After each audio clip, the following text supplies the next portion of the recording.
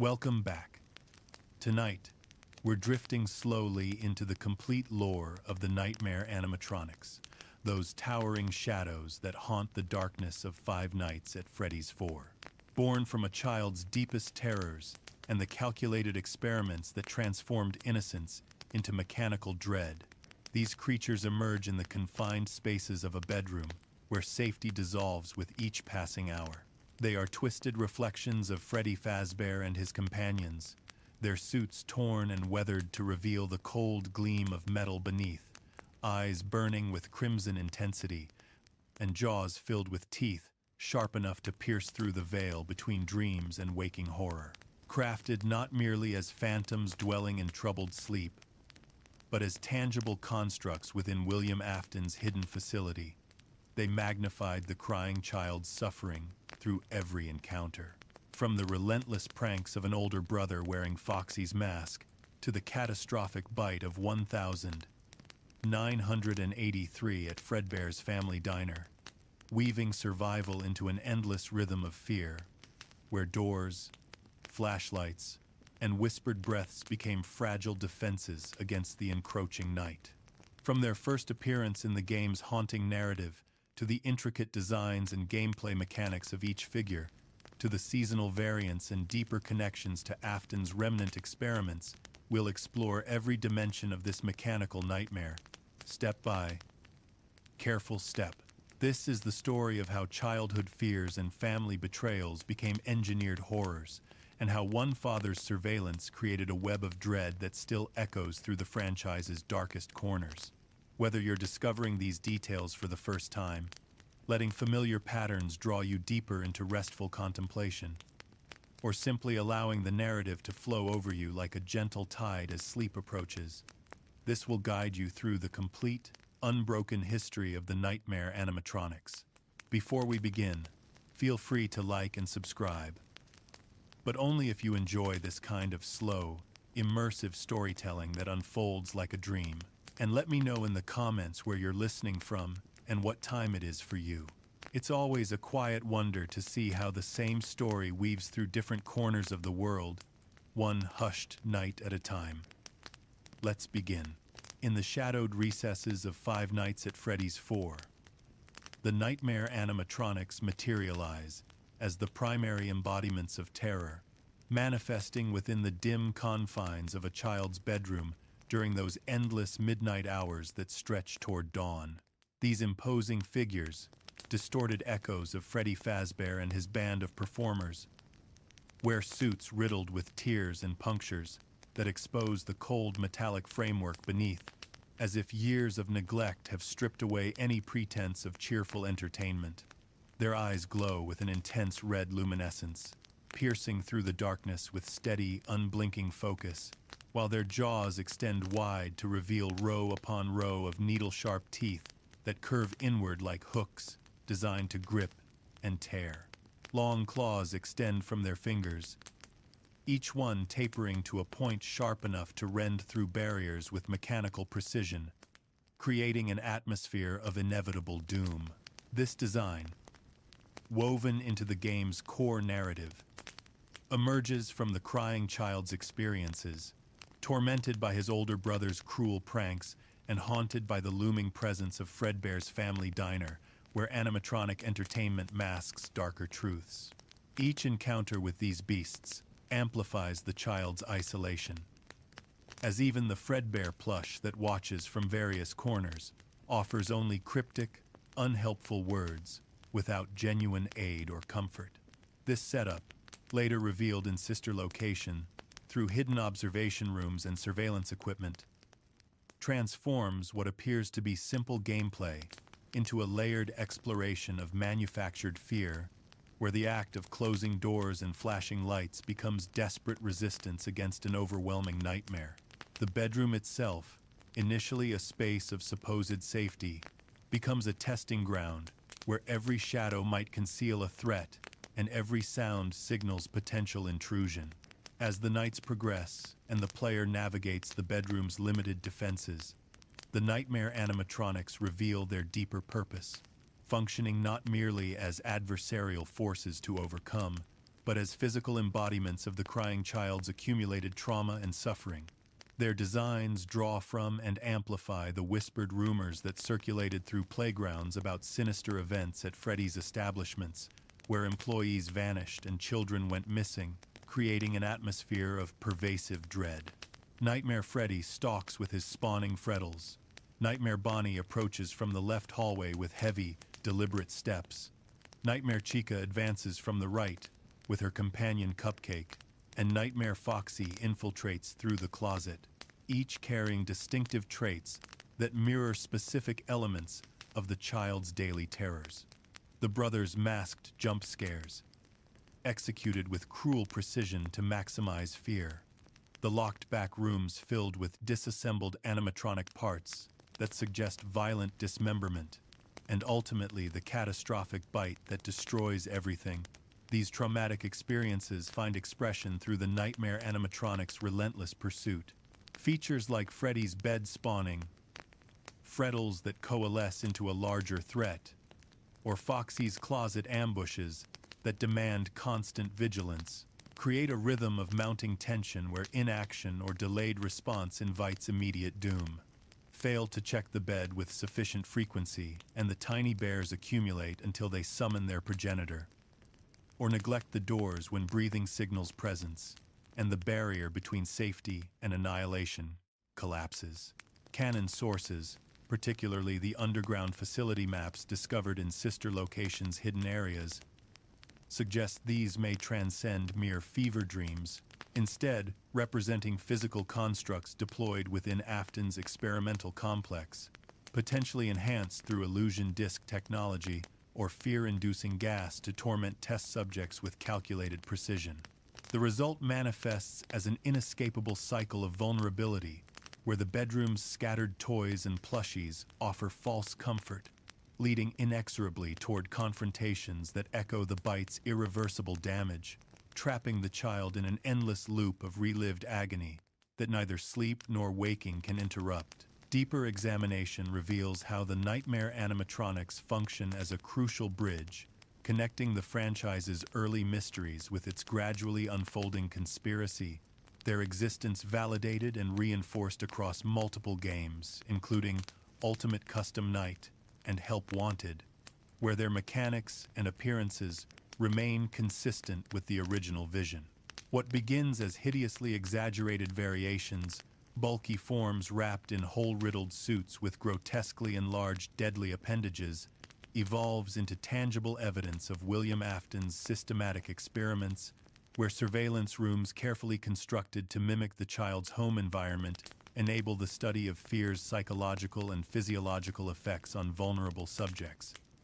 This revelation, pieced together from environmental storytelling elements like the private room's live camera feeds and the facility's detailed breaker room maps showing animatronic positions, fundamentally shifts their narrative role from formulaic video game scares to insidious instruments deployed within a larger, more sinister plot. The child's support system, limited almost entirely to the matter-of-fact Fredbear plush that observes from various locations but rarely intervenes with meaningful assistance, underscores the profound isolation that characterizes his experience. His fears, already amplified by bullies wearing animatronic masks who torment him with cruel efficiency, manifest through these midnight mutants that arrive without fail, night after night, regardless of the child's desperate attempts to defend himself. Ultimately, surviving their assaults requires navigating an intricate web of cause and consequence, where each successfully repelled attack purchases brief moments of respite, but simultaneously edges the narrative closer to its inevitable, tragic conclusion. These nightmares, initially interpreted by players as confined entirely within a damaged, traumatized mind struggling to process overwhelming events, may instead be rooted in a tangible, nightmarish reality, engineered beneath Fredbear's establishment, where Afton's obsessive pursuit of scientific understanding transformed innocent entertainment into systematic torture. Within the confined space of Five Nights at Freddy's 4, The nightmare sequences unfold entirely within a simple child's bedroom, a space that undergoes dramatic transformation as darkness descends and becomes a fortress perpetually under siege from hostile forces. Equipped with only a flashlight whose beam offers limited illumination and the ability to close two doors that guard the left and right hallway entrances, the player maintains constant vigilance against intrusions approaching from multiple vectors, while simultaneously managing threats that emerge from the closet and even the bed itself, creating a complex juggling act of competing priorities. This layout, derived directly from the game's core mechanical framework, demands a careful balance between movement and strategic stillness, between action and patient observation. Move between defensive points too slowly or check critical areas with insufficient frequency, and an animatronic penetrates the defenses, ending the night in an explosive flash of teeth and terrifying screams that reset progress. The room's details, including scattered toys, plushies arranged on shelves, and a single lamp casting weak illumination, evoke the everyday innocence that characterizes the crying child's normal life during daylight hours. Yet these familiar objects serve as stark, almost painful contrast to the encroaching horrors born from his traumatic experiences at Fredbear's family diner, where entertainment and terror became forever intertwined. Canon elements directly tie this bedroom to the bite of 1983, where the crying child's head was catastrophically crushed within Fredbear's spring-locked jaws during what began as a cruel prank, leading to hallucinations where hospital equipment manifests within the bedroom as Easter eggs. IV stands, positioned in corners, flowers resting on surfaces, and pills scattered across furniture,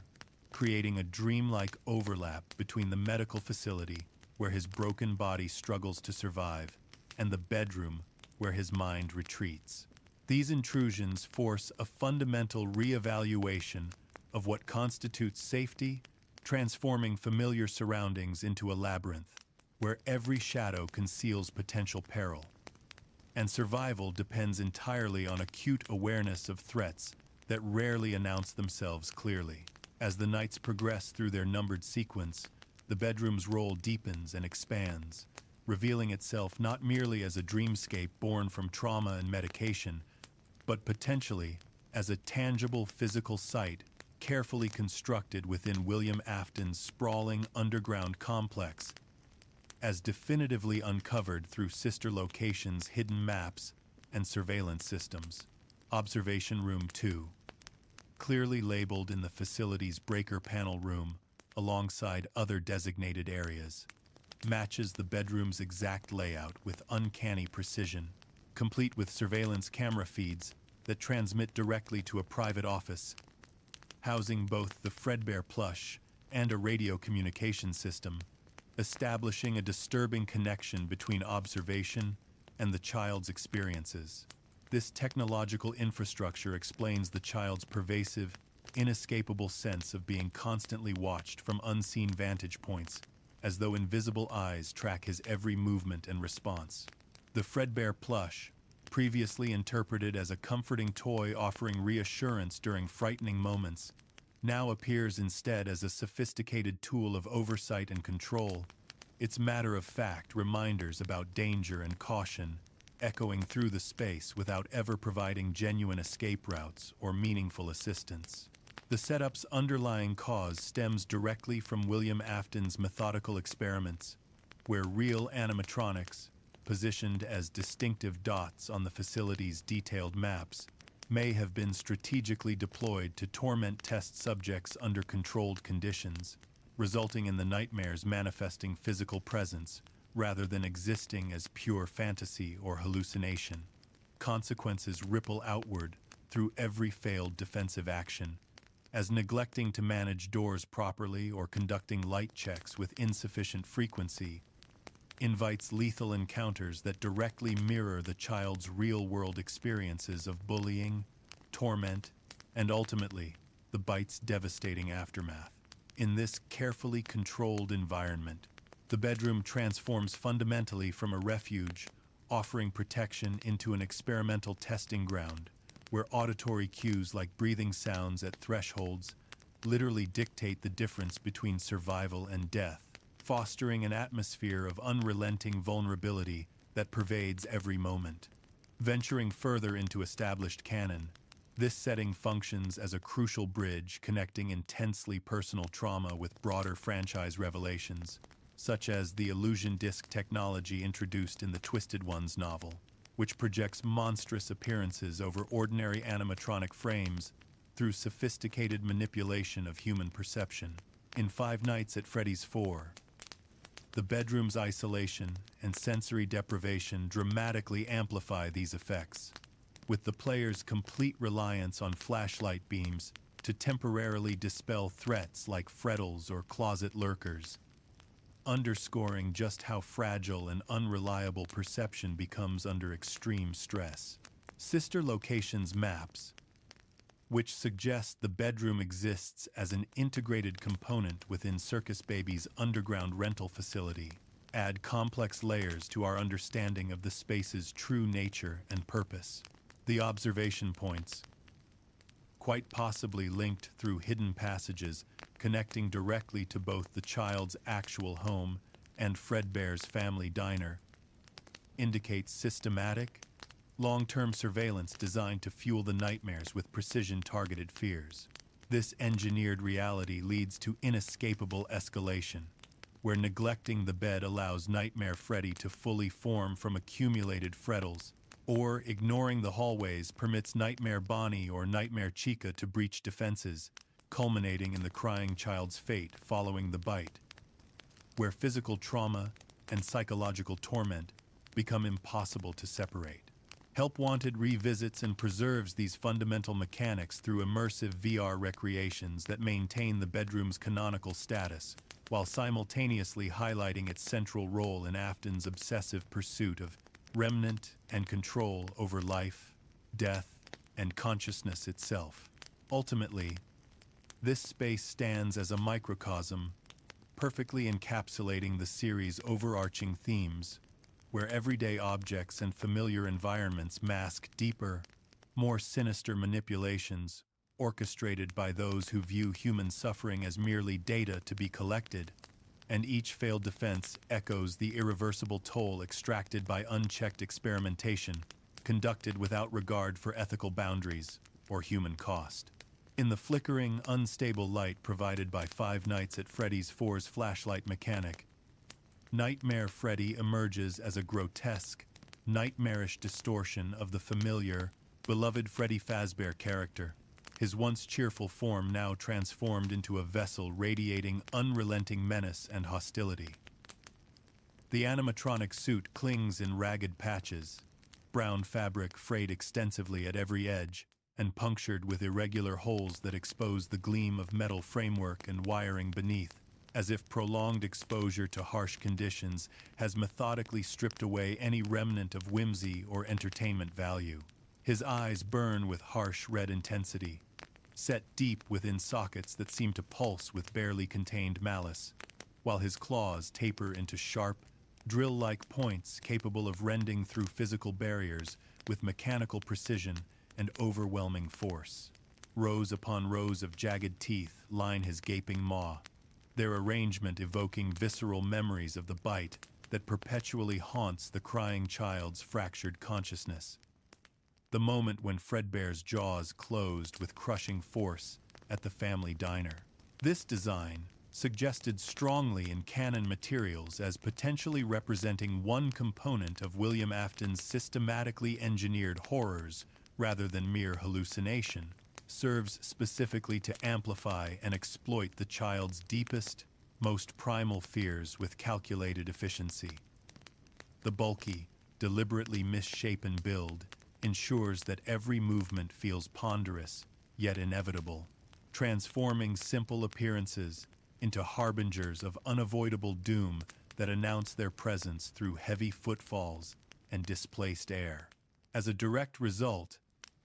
encounters with Nightmare Freddy build suffocating tension that constricts around the player like tightening bonds, where his mere presence alone fundamentally reshapes the bedroom from a space of potential safety into a chamber of anticipated terror, echoing the real-world experiments uncovered through sister locations' observation rooms, where surveillance equipment monitored subjects' responses to controlled fear stimuli with scientific detachment. Accompanying Nightmare Freddy throughout his appearances are the Freddles, diminutive bear-like entities that function as extensions of his corrupted essence, each one approximately 1/12 the size of their massive progenitor, yet mirroring his decayed, damaged features with unsettling accuracy that suggests deliberate design rather than random degradation. These small entities emerge gradually on the bed's surface, their arrival signaled by subtle shifts in ambient lighting and shadow patterns that demand immediate player attention, compelling swift action with the flashlight to disperse them before they accumulate to critical mass. Canon details consistently portray them as integral components of Nightmare Freddy's fundamental biology and operational structure, possibly representing separate micromechanisms or fragmented parts that coalesce to summon him fully into manifestation, aligning perfectly with the modular, compartmentalized design philosophy evident in William Afton's facility maps and engineering documents. Their presence initiates a chain of escalation with clear cause and effect, where ignoring even a single Freddle allows additional ones to appear, building systematically toward Nightmare Freddy's full manifestation through a process that directly mirrors the accumulating trauma inflicted by the crying child's bullying experiences, where small torments compound into overwhelming psychological damage. In Help Wanted's Curse of Fredbear DLC, the Freddles undergo mechanical role shifts, appearing on conveyor belts in the Parts and Service minigame, where they must be shocked with a taser to prevent interference with other maintenance tasks, highlighting their remarkable adaptability and persistence within the Nightmare framework across different gameplay contexts. This mechanic not only dramatically heightens the constant vigilance required from players, but also underscores the fundamentally inescapable nature of Afton's creations, where even the smallest, seemingly least threatening components inevitably lead to overwhelming consequences if left unchecked or underestimated. Nightmare Freddy's overall structural design, with its deliberate emphasis on intimidation through exaggerated lethality and physical impossibility, ties directly to the franchise's gradual revelation of illusion technology, as strongly hinted in the Twisted Ones novel, where similar twisted animatronics deploy sophisticated discs to project monstrous illusions over comparatively mundane basic frames and endoskeletons. His drill-like claws and extensively damaged suit, meticulously detailed in Ultimate Custom Night's desk-based mechanics, where Freddles accumulate, unless promptly dispersed, suggest a purpose-built biology, specifically optimized for psychological torment and terror, rather than any practical entertainment function, causing the crying child's traumatized mind to warp real animatronics that may have existed in the facility into these horrifying visions, potentially aided by fear-inducing gas or disc-based perception manipulation as explored in Tales from the Pizzaplex. Stories like Ditophobia, where subjects endure prolonged exposure to controlled fear experiments. The effect manifests as deepened immersion in vulnerability and helplessness, where Nightmare Freddy's bed-spawning ability through Freddles forces constant, exhausting monitoring that diverts attention from other critical threats, resulting in a demanding gameplay loop where any neglect invites sudden, violent assault that directly parallels the brothers' cruel pranks that psychologically scarred the child through repetition and unpredictability. Sources vary slightly regarding whether Freddles function as independent entities with their own agency, or merely represent detached pieces of Nightmare Freddy that lack autonomous will. But primary canonical sources consistently lean toward the latter interpretation, suggesting they form him without demonstrating separate motivations or behaviors. This structural integration carries significant meaning within established canon, illustrating William Afton's demonstrated mastery over remnant-infused machines and consciousness transfer, where each deliberate feature perpetuates a self-sustaining cycle of fear that extends far beyond one individual child's suffering to encompass the broader shadows and mysteries that define the entire series' narrative. The Freddles' gradual accumulation, their requirement for specific countermeasures, and their direct connection to summoning a larger threat all combine to create a microcosm of the franchise's exploration of how small fears, left unaddressed, inevitably grow into consuming terrors that destroy innocence and inflict permanent psychological scars on the vulnerable. As the hours stretch interminably during 5 Nights at Freddy's 4,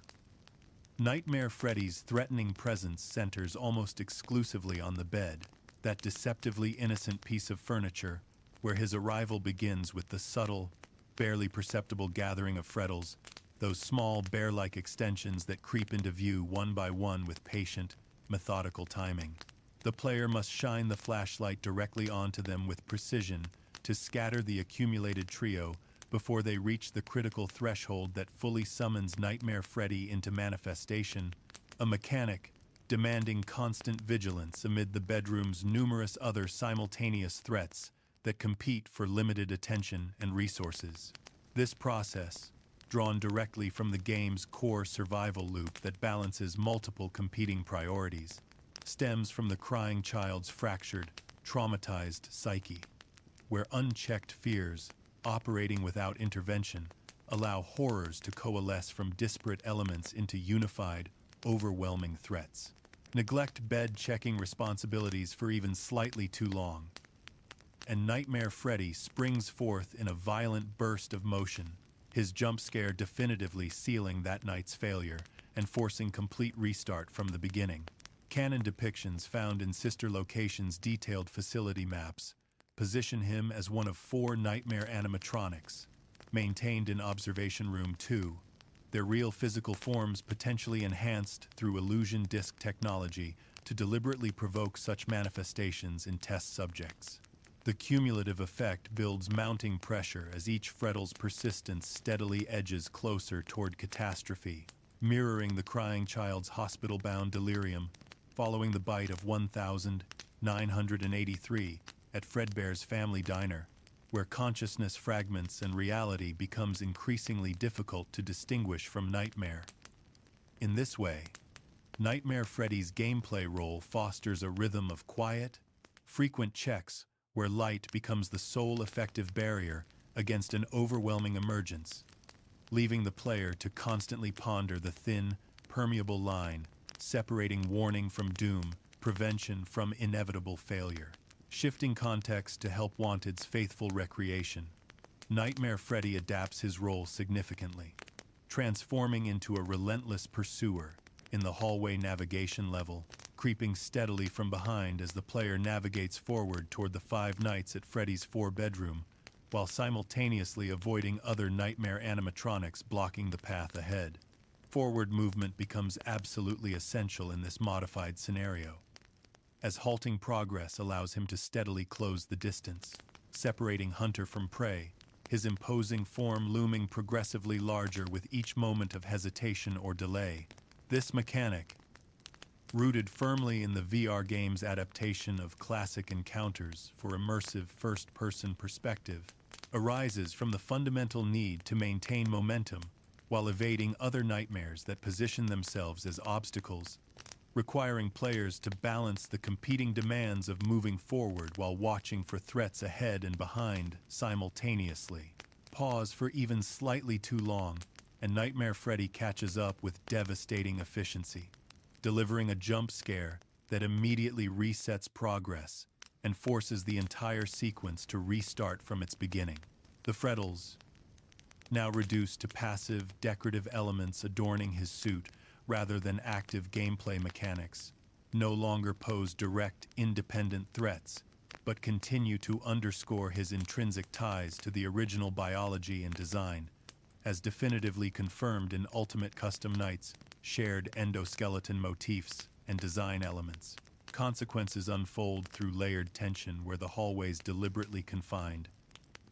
claustrophobic space dramatically amplifies the chase's intensity, evoking the oppressive atmosphere of William Afton's observational experiments conducted within Circus Baby's underground facility, where subjects face threats in controlled environments designed to maximize psychological stress. Such pursuit mechanics highlight patience's critical value in survival, as rushing recklessly invites ambushes from Nightmare Bonnie or Nightmare Chica, positioning themselves at side doorways, resulting in a delicately balanced evasion strategy that echoes the crying child's inescapable fears, transforming simple forward traversal into an ongoing test of sustained resolve, split-second decision-making, and the ability to maintain composure under relentless pressure from multiple vectors simultaneously. In Ultimate Custom Night's extensive roster of torments, widely interpreted as William Afton's personal purgatory, where his victims exact eternal revenge, Nightmare Freddy's approach faithfully mirrors his original bed-based origins, with Freddles appearing incrementally on the office desk to herald his eventual summoning, unless promptly dispersed through focused flashlight application. This desk-centered variant, forming one component of the game's comprehensive roster of animatronic tormentors, demands rapid response times to prevent his full manifestation into the office space, as allowing 3 Freddles to accumulate simultaneously results in Nightmare Freddy attacking without mercy or warning. The underlying cause traces directly to the franchise's established remnant-infused mechanics and consciousness preservation, where fragmented parts like individual Freddles enable regeneration and reconstitution, leading to inevitable violent confrontations if threats go ignored or inadequately addressed. Canon consistency with Five Nights at Freddy's 4's core design philosophy positions this adaptation as a logical extension of the crying child's nightmares, repurposed within Afton's hellish loop, where past sins manifest as eternal punishment. The strategic outcome builds considerable depth as monitoring the desk necessarily diverts attention from other critical areas like doors requiring closure or ventilation systems needing management, often cascading into scenarios where multiple threats converge simultaneously and overwhelm defensive capabilities. In Help Wanted's parts and service level, Freddles evolve into independent entities appearing on conveyor belts, requiring precise taser shocks to halt their inexorable advance before they cause workflow disruptions, a significant mechanical shift that introduces new challenge patterns if overlooked or underestimated. Through these varied roles across multiple games and contexts, Nightmare Freddy consistently embodies the principle of enduring vigilance, where light's timely, precise use prevents chaos from erupting, weaving a cohesive narrative of quiet, constant defense against shadows that advance relentlessly, regardless of fatigue, distraction, or momentary lapses in concentration that inevitably prove fatal. In the muted, oppressive atmosphere of Five Nights at Freddy's 4, Nightmare Bonnie materializes as an imposing, hulking rabbit, his form representing a shadowed, nightmarish twist on the classic Bonnie animatronic character that players encountered in earlier franchise installments. Cloaked in a blue hue that shifts toward indigo under the bedroom's dim, inadequate lighting conditions, the suit hangs in tattered strips that appear worn impossibly thin, as if exposed to endless cycles of moisture and neglect that gradually destroyed its structural integrity. Patches scattered across the surface reveal the cold metallic twist of internal wires and endoskeleton components beneath the fabric exterior, while his eyes pierce the darkness with a steady red gleam, one eye perhaps burning slightly brighter than its counterpart in a subtle asymmetry. Long, curved claws extend menacingly from paws that seem deliberately forged for silent grips executed in complete darkness, while sharp teeth fill his gaping maw, curving inward like hooks designed to catch and hold struggling prey. A red bow tie clings improbably intact above a gutted belly cavity that exposes hollow mechanical components within, creating disturbing visual contrast between pristine decoration and systematic destruction. This design, suggested in canon as potentially representing one component of William Afton's hidden constructs maintained within the underground facility, stems directly from the crying child's traumatic encounters with masked bullies at Fredbear's family diner, where his brother and his friends wore animatronic masks to terrorize him. The rabbit's imposing bulk ensures that every hallway approach feels like a direct extension of those cruel taunts and psychological torments, amplifying isolation into tangible, physical threat that cannot be reasoned with or escaped. As a direct result, Nightmare Bonnie's presence fundamentally reshapes routine defensive checks into moments saturated with quiet dread, where the suit's visible decay serves as a constant mirror, reflecting the crying child's progressively eroding sense of safety and security, leading to encounters that echo far deeper psychological wounds than simple jump scares can convey. Nightmare Bonnie's distinctive features blend recognizable elements from Toy Bonnie's vibrant blue coloration with the extensive withered decay prominently displayed in earlier animatronic variants, creating a unique mechanical biology that deliberately prioritizes stealth and endurance over raw aggression or overwhelming force. The extensively exposed internals, positioned according to sister locations' detailed facility maps in specific observation rooms, indicate a structure purpose-built for prolonged storage periods and rapid reactivation cycles. Lacking extraneous limbs, but possessing a skeletal frame, enabling fluid, silent movement down narrow corridors without detection. His gutted torso, completely free of additional appendages or unnecessary bulk, aligns perfectly with the Nightmare design standard established across all variants, yet the matched eye glow featuring functional red illumination in both sockets simultaneously hints at underlying functional symmetry, as if systematic wear from Afton's prolonged experiments has introduced subtle but significant flaws into the original design. This deliberate symmetry introduces unpredictability in low-light visibility conditions, as glancing away for even brief moments allows him to advance completely undetected, tying directly into the fear gas implications explored in Tales from the Pizzaplex, stories like Ditophobia, where sustained hallucinations systematically warp subjects' perceptions of reality and threat assessment. Records occasionally conflict on his precise coloration, with some visual depictions leaning toward indigo matching classic Bonnie's appearance, but primary canonical sources consistently favor the toy-inspired blue that emphasizes his role as a deliberate bridge between multiple animatronic variants. The cumulative outcome deepens player immersion where his specific design choices enforce heavy reliance on auditory cues rather than visual confirmation, transforming subtle breathing sounds audible at doorways into critical preludes, signaling imminent intrusion if defensive measures aren't implemented immediately.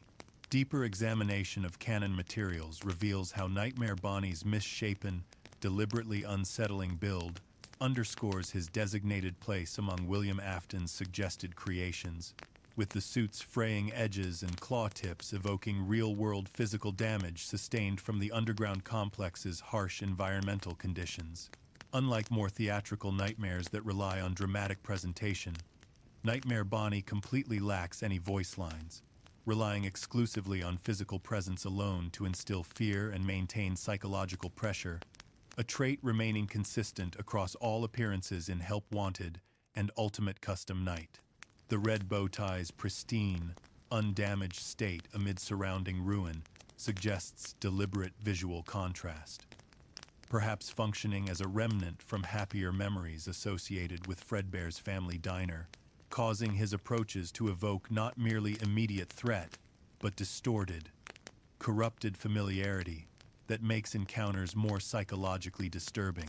In the Twisted Ones novel, similar illusion technology projects such elaborate horrors over comparatively basic animatronic forms, leading to Nightmare Bonnie's role in evoking the brothers' masked pranks that mimicked animatronic behavior. And when defenses fail, he breaches with mechanical efficiency. This thematic integration carries significant meaning, illustrating how Afton's surveillance operations conducted through private room camera feeds may have deliberately crafted entities specifically designed to perpetuate trauma cycles,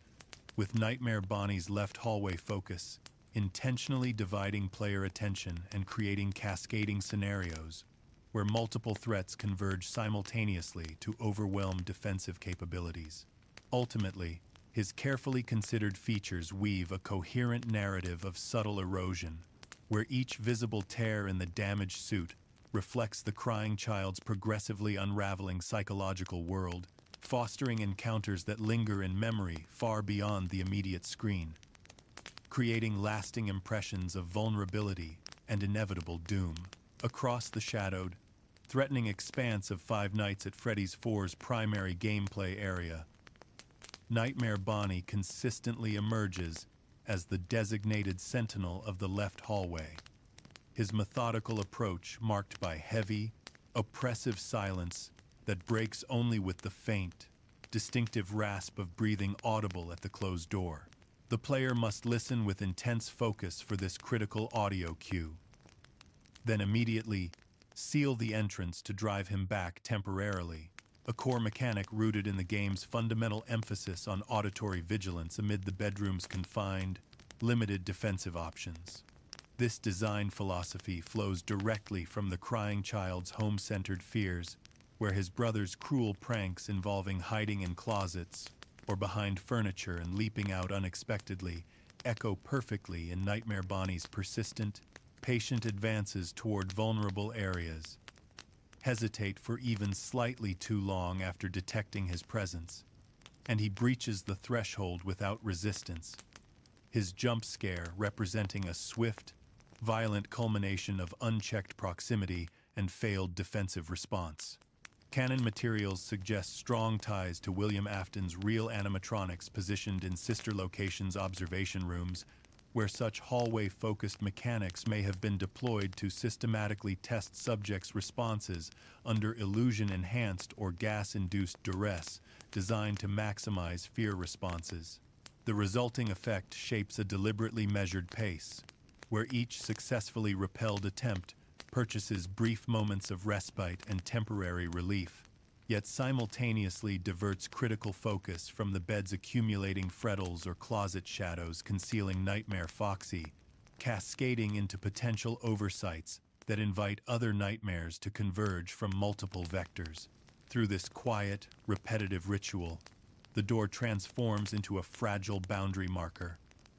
its closure functioning as a momentary ward against the rabbit's inexorable, patient draw toward the bedroom's vulnerable interior. In Help Wanted's immersive hallway sequence that recreates Five Nights at Freddy's 4 encounters through VR perspective, Nightmare Bonnie adapts his role significantly, materializing as an active obstruction during forward marches, by reaching through left-side doorways to physically impede progress toward the destination bedroom. The player must pause movement completely until the pathway clears, his mechanical arm extending like an impassable barrier forged directly from the crying child's diner nightmares, where persistent rumors of hidden horrors at Fredbear's family diner fueled exactly such intrusive visions. This mechanical shift, drawn from VR recreations of canonical encounters with enhanced immersion, arises from the fundamental need to evade, while Nightmare Freddy simultaneously trails from behind, creating pressure from two directions. Move prematurely before Nightmare Bonnie withdraws, and his metallic grasp halts the escape attempt, resetting the entire level with a stark, violent reminder of the dangers inherent in divided attention and impatient action. In Ultimate Custom Night, Nightmare Bonnie approaches through the left hallway, utilizing mechanics nearly identical to his original appearance, his presence heralded by glowing red eyes piercing the darkness visible at the threshold, requiring the player to close the left door promptly and decisively to block his entry and prevent sudden jump scares that end runs immediately. Delay closure too long, and he breaches defenses unchecked, his mechanics echoing the core door management strategies absolutely essential for successfully handling multiple simultaneous hall-based threats in what's interpreted as William Afton's suggested purgatory loop, where past victims exact revenge, Consequences unfold through heightened strategic complexity as his persistent presence forces careful resource allocation amid noise-sensitive foes like Music Man, whose mechanics punish excessive sound generation, leading to cascading chains of failure if the door remains ignored or inadequately monitored. Through these varied roles across multiple game contexts, Nightmare Bonnie consistently embodies calculated restraint and patient observation, where strategic waiting transforms into an effective tool against his methodical reach, weaving patience and careful timing into the fundamental fabric of survival. In the hushed, threatening atmosphere of Five Nights at Freddy's 4, Nightmare Chica takes nightmarish shape as a warped, corrupted reflection of the cheerful chicken animatronic character, her yellow suit hanging in ragged tatters that whisper of prolonged decay and exposure to damaging conditions. A bib clings loosely to her chest, frayed extensively at the edges like a forgotten remnant from brighter, happier days at Fredbear's family diner, while her eyes glow red with steady, even intensity that creates unsettling symmetry. Sharp claws curve menacingly from her fingers, perpetually ready to grasp in the oppressive quiet, and her beak stretches wide to expose teeth, honed for piercing silence and flesh alike. Accompanying her throughout every appearance is the Nightmare Cupcake, a small companion entity featuring its own set of glowing red eyes and prominent fangs, demonstrably capable of acting independently during moments of intrusion to create additional threat vectors. This distinctive pairing, suggested in canon as potentially representing extensions of William Afton's experimental constructs rather than separate entities, arises directly from the crying child's diner-centered fears, where Chica's form as the backup singer becomes twisted into concentrated menace. The symmetrical eye glow introduces subtle disorientation in low-light conditions, amplifying the inherent sense of imbalance in the bedroom's already compromised defenses. As a direct consequence, her threatening presence weaves pervasive unease into routine defensive checks, where the bib's tattered remains catch the flashlight's beam, serving as a constant reminder of meals and comfort turned to ash in the child's tormented, fractured world. Nightmare Chica's mechanical biology draws extensively from withered design elements, her head shape echoing the damaged Chica variants seen in earlier franchise installments, with holes puncturing the suit extensively to expose endoskeleton wires that twist like exposed veins in the surrounding gloom. The symmetrical eyes, detailed in canonical sources as functional illumination present in both sockets simultaneously,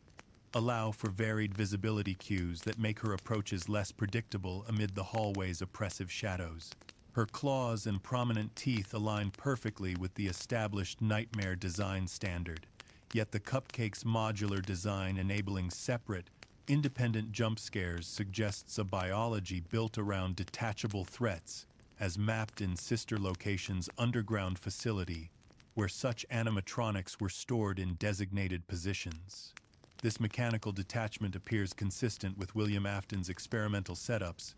causing Nightmare Chica's form to embody separation and fragmentation,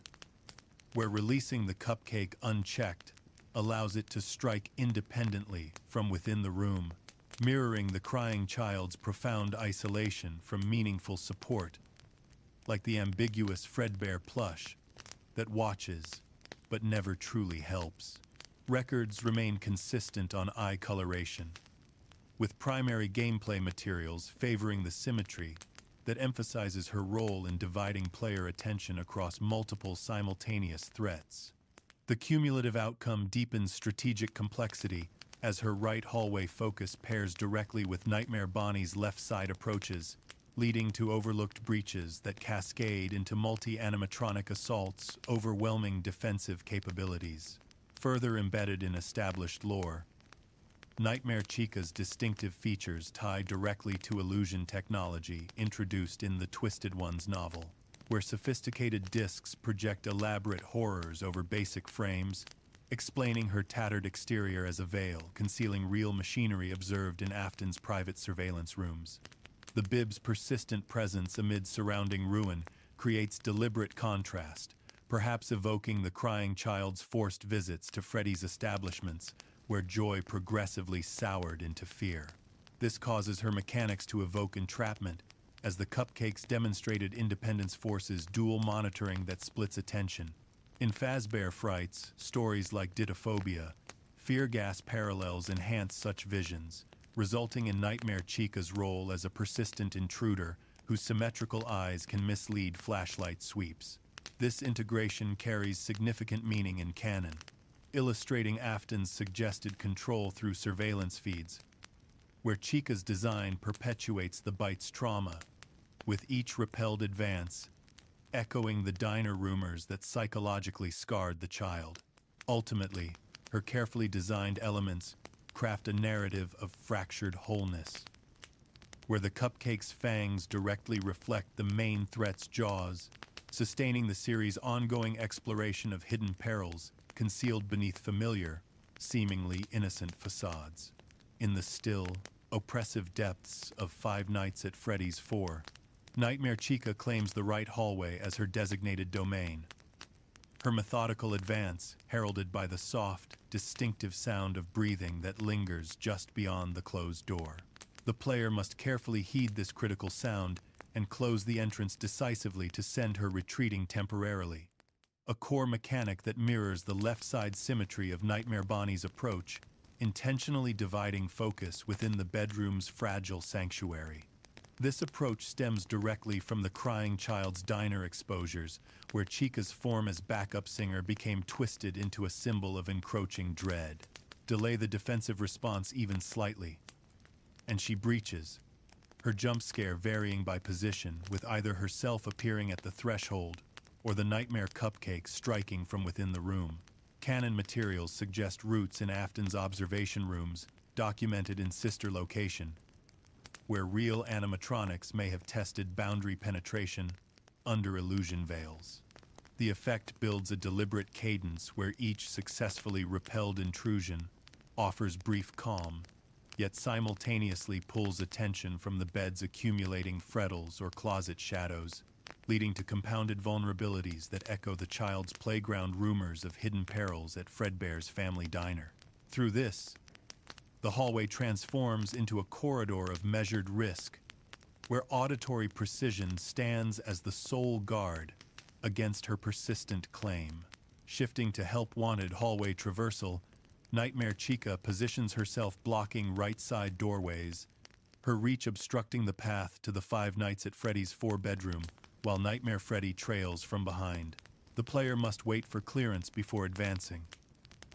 her arm extending as a barrier forged from the child's bite trauma memories. Move too soon and she halts progress with a grasp that resets the sequence. This adaptation, drawn from VR renditions of canonical chases,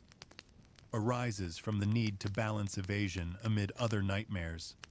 like Nightmare Bonnie's left side blocks. In Curse of Dreadbear DLC, she appears in select recreations, without major changes, adding independent threats that scatter focus. Ultimate Custom Night presents her as part of the standard selectable roster,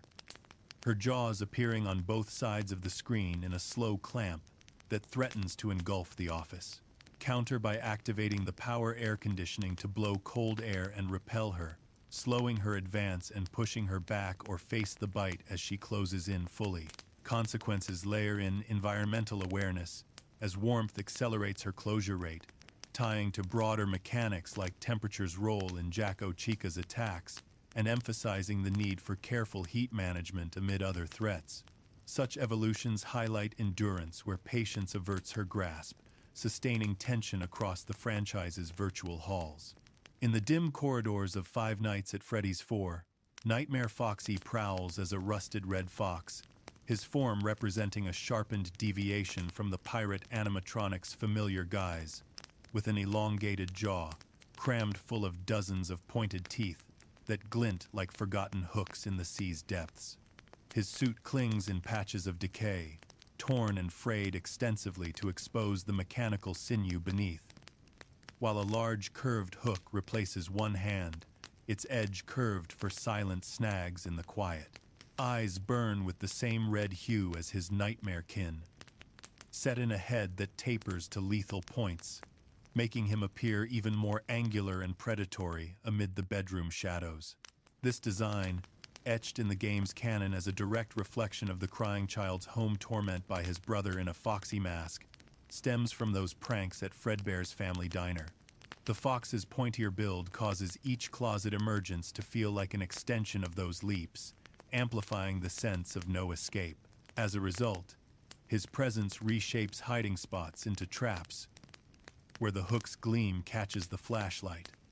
evoking the child's sobs on the floor after each scare, leading to a deepened immersion in vulnerability that lingers through the nights. Nightmare Foxy's mechanical biology emphasizes agility over bulk with his suit's rusty texture, allowing seamless blending into darkened halls, a trait aligned with the observation rooms in sister location, where real animatronics may have been positioned for testing. Lacking a voice, he relies on distinctive sounds identical to the brother's raspy jumps that tie directly to the bullying depicted in minigames, creating auditory echoes that unsettle without words. His oversized jaw, capable of wide gapes, suggests a structure built for sudden strikes as mapped in Afton's facility layouts, causing his closet camps to build tension through gradual revelation. In the Twisted Ones novel, illusion discs project similar exaggerations, leading to Foxy's role in embodying the inescapable. Check the closet poorly, and he transforms from plush to predator. Records conflict on his exact red shade, with some sources leaning rustier, but primary gameplay favors the vivid tone that stands out in low light. The outcome fosters strategic depth as his hallway runs force divided checks, cascading into failures if the closet is overlooked amid door breaths. In the quiet tension of Five Nights at Freddy's 4, Nightmare Foxy begins his hunt from the hallways, slipping toward the bedroom with a subtlety that demands constant awareness of distant footsteps. Unlike his counterparts who linger at doors, he aims not for immediate confrontation but to infiltrate the closet, where he waits in stages from a harmless plush to a crouching predator ready to strike. The player must check this space repeatedly, closing the doors on his emerging form to reset him, a mechanic drawn from the crying child's home torments, where his brother hid in similar spots for jump scares. This infiltration is suggested by Afton's facility designs in sister location, where animatronics were mapped to potentially test evasion in confined rooms. Overlook the hallway run, and Foxy establishes his camp, causing divided attention that leaves doors vulnerable to Bonnie or Chica. The result unfolds in layered caution as each closet glance pulls focus from the bed's frettles, leading to a cascade of threats that mirrors the child's inescapable bullying at Fredbear's family diner. Through this, the fox enforces a rhythm of intermittent vigilance, where silence becomes a prelude to sudden revelation. In the enveloping quiet of Five Nights at Freddy's 4, Nightmare Fredbear looms as the colossal apex of the nightmare horde, his golden suit dulled to a shoddy sheen that catches the flashlight's beam like tarnished memories from Fredbear's family diner. Towering above his counterparts, he bears a purple top hat and bow tie with two black buttons punctuating his chest, while bloodshot red eyes fixate from sockets, deep set in a face engineered for unyielding pursuit. His maw circles with sharp, stained red teeth concealing a second row within, and a third stretches grotesquely across his belly, evoking the mechanical snap of the bite of 1,983 that crushed the crying child's head in the real Fredbear's jaws. This multi-mouthed horror, rooted in the game's canon as a direct embodiment of that incident, is suggested by William Afton's observational setups in sister location, where such designs may have tested the boundaries of fear. The belly teeth cause a visceral reminder of vulnerability, amplifying the child's post-bite delirium amid hospital Easter eggs like pills and flowers. As a consequence, his form reshapes solitary defenses into futile stands, where each angle of attack reflects the diner stage prank gone fatally wrong. As Night 5 dawns in Five Nights at Freddy's 4, Nightmare Fredbear assumes command, supplanting the prior animatronics to become the sole adversary in the bedroom's dim expanse. He assaults from every conceivable angle, both hallways, the closet, and even phasing through the bed, demanding the player to cycle through checks with unyielding precision. Listen for breaths at doors, shine the light on his jutting head in hidden spots, and close barriers before he breaches. This omnipresence stems from his canon role as the bite's embodiment, where the crying child's trauma at Fredbear's family diner manifests in a foe carrying the strength of 4. Falter in one area, and he exploits the gap. His jump scare, a culmination of overlooked cues. Sister Locations maps suggest this as part of Afton's observation rooms, where such multi-vector tests may have probed subjects' limits under illusion veils. The effect is an intensification of isolation, as his laughter signals impending strikes. In the enveloping hush of Five Nights at Freddy's 4, Nightmare emerges as a void-like counterpart to Nightmare Fredbear, his entire form shrouded in pitch black, save for the yellow gleam of a top hat and bow tie that punctuate the darkness like faint stars in an empty sky. Red eyes pierce through this obscurity, bloodshot and unyielding, set in a silhouette that mirrors Fredbear's structure yet lacks any golden hue, revealing instead a skeletal translucence when light adjusts. His maw and belly stretch with the same multi-layered teeth, stained and sharp, while long claws extend from limbs forged in shadow. This design, etched in the game's canon as a harder variant appearing in Nightmare mode, stems from the crying child's deepest abyss of fear following the bite of 1983. The blackened form causes encounters to feel like confrontations with the unknown, amplifying the child's hospital-bound visions. As a result, his presence deepens the bedroom's isolation, where each cue signals an escalation beyond Fredbear's gold. In the subtle glow of Five Nights at Freddy's 4's minigames, Plushtrap appears as a diminutive Nightmare rendition of Springtrap, his small frame cloaked in decayed green fabric over a compact endoskeleton. Sharp teeth line his maw while claws extend from paws built for tentative grasps. His eyes hold faint red luminescence set in a head with pointed ears, evoking the rabbit's lineage yet scaled down. This classification as a Nightmare Animatronic, despite his peripheral role, ties to the crying child's fragmented perceptions. The suit's wear causes each creep forward to feel like an extension of the diner's rumors where disassembly rooms hid horrors. As a result, his presence introduces developmental unease, where hallway confines amplify his small stature into a harbinger of larger threats. In the seasonal shift of Five Nights at Freddy's 4's Halloween update, Jack-O Bonnie and Jack-O Chica emerge as glowing orange variants of their Nightmare originals, their suits illuminated from within like carved pumpkins, with light spilling through eyes and ragged holes. Presented as non-canon additions, Jack-O Bonnie retains the rabbit's sharp teeth and long claws,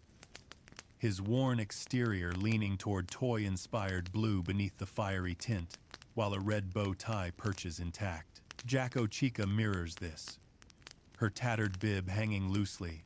as eyes glow with even intensity and orange hue, accompanied by a Jack-O-lantern that replaces the standard cupcake. These designs, introduced in non-canon Halloween DLC but with recurring appearances in later games, stem from the franchise's thematic expansions. The internal lighting causes their hallway approaches to cast eerie shadows evoking seasonal horrors. In the altered haze of Five Nights at Freddy's 4's Halloween update, Nightmare Mangle surfaces as a distorted echo of the dismantled Fox animatronic, its body, a chaotic assembly of pink and white parts, laced with nightmare tears and exposures of rusted internals, presented as non-canon replacement for Nightmare Foxy. Sharp teeth crowd the primary jaw, curving inward, while claws tip disjointed limbs. The second head bears its own set of jagged fangs, adding to multiplicity. This design draws from franchise themes of disrepair, where broken suits fueled whispers of hidden dangers. The added decay causes each static-laced movement to evoke the Toy Cove's disassembly. As consequence, Nightmare Mangle's presence introduces auditory chaos, where the familiar silhouette warps into something disrupting more than assaulting. In the spectral quiet of Five Nights at Freddy's 4's Halloween update, Nightmarion rises as a nightmare incarnation of the puppet, its tall, thin frame resembling an emaciated mime stretched over twisted fibers, forming pointed legs and arms ending in 3 long black and white striped fingers like writhing tentacles. Presented as non-canon replacement for Nightmare, the chest bears rib-like protrusions adding to skeletal illusion, while the white mask rounds softer than original, marked by black lips, stripes, and hollow eyes with white dots at centers. This form draws from the crying child's shadowed fears, where marionette-like watchers evoke distant oversight. The tentacle fingers cause each reach to feel like extension of unseen strings amplifying isolation. As consequence, Nightmarion's presence reshapes encounters into moments of profound unease, where mask's rounded contours mask happiness too eager. In the fading echoes of Five Nights at Freddy's 4, the Nightmare Animatronics stand as enduring symbols of the franchise's intricate web of trauma and machinery, their forms forever tied to the crying child's final nights in William Afton's suggested underground lair. These creatures, from the hulking Nightmare Freddy with spawning frettles to the elusive Nightmarion with tentacle reaches, encapsulate accumulated fears rooted in the bite of 1983, where Brothers' prank led to irreversible harm. Canon revelations in sister locations suggest their reality through observation rooms and breaker maps, where illusion discs or fear gas may have transformed basic endoskeletons into monstrous visions monitored via private feeds. This setup caused profound isolation, as even the ambiguous Fredbear plush offered only passive words, leaving the child to face escalating threats mirroring daily torments. The result wove personal agony into broader conspiracy, where survival mechanics became metaphors for grappling with inescapable truths, fostering legacy, extending through sequels where designs recur, reminding of manipulative pursuits. Ultimately, the Nightmare Animatronics transcend mere antagonists, embodying franchise core themes of surveillance loss and engineered dread, their existence validated across games, novels, and developer insights. This culmination reframes FNAF 4's bedroom not as dreamscape but potentially controlled chamber where fear's effects were studied, causing irreversible scars echoing in later titles. As lights dim on these midnight mutants, they leave gentle reminder of series depth, where toys and plushies mask deeper manipulations, and each night's survival edges toward understanding shadows lingering beyond screen, fostering calm. Contemplation of fears confronted and truths uncovered.